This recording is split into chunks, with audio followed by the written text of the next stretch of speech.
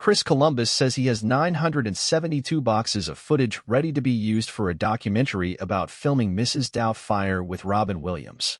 The film's director opened up about his doc dreams, along with those scrapped sequel plans and the 2 million feet of film he amassed while shooting Williams in a 30th anniversary piece published by Insider on Tuesday.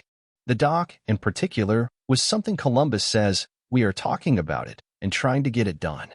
There are roughly 972 boxes of footage from Doubtfire, footage we used in the movie, outtakes, behind-the-scenes footage, in a warehouse somewhere, and we would like to hire an editor to go in and look at all of that, he explained. According to Columbus, the motivation for the documentary is to highlight and celebrate Williams' process.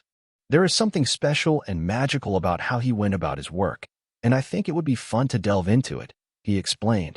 I mean, there's 2 million feet of film in that warehouse, so there could be something we can do with all of that. Speaking of the almost 2 million feet of film, the director noted that it was amassed due to the late actor's penchant for improvisation, and that despite how much film they used, the studio executives were loving what they were seeing. If it were today, we would never end.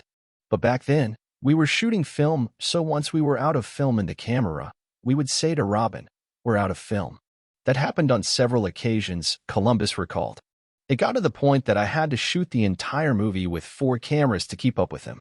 None of us knew what he was going to say when he got going, and so I wanted a camera on the other actors to get their reactions. For Pierce Brosnan and Sally Field, it was quite difficult for them not to break character. The poor script supervisor, he said at another point in the interview.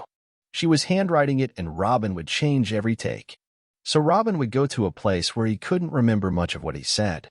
We would go to the script supervisor and ask her, and sometimes she didn't even get it all.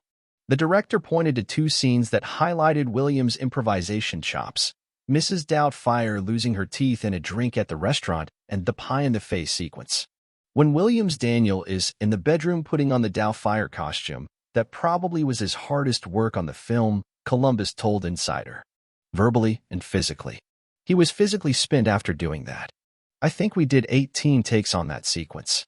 During the interview, Columbus also recalled the sequel he had been working on before Williams' death in 2014. Back in 2021, during an appearance at the San Francisco Film Festival, the director told SF Gate that a follow-up would be impossible without Williams, but that he and the actor had talked about it before his passing. Speaking to Insider, the filmmaker shared that when they were filming the movie in the early 90s, there was an attitude that sequels were looked down upon by the artists. So Robin was against doing a sequel immediately after. But when he brought something to the beloved comedian and actor in 2014, the tune had changed. Columbus says he believes Williams was hoping for a rewrite that would reduce the amount of time he spent as the Doubtfire character due to his age and physical demands of the makeup and costuming. We had a script that was written, and it was the last time I saw Robin. I went to his house, and we sat down and talked about it, and the script was really strong. Robin's only comment was, "Boss, do I have to be in the suit as much this time?" It was physically demanding, Columbus recalled. For Robin, I think it was like running a marathon every day he was in the Doubtfire costume.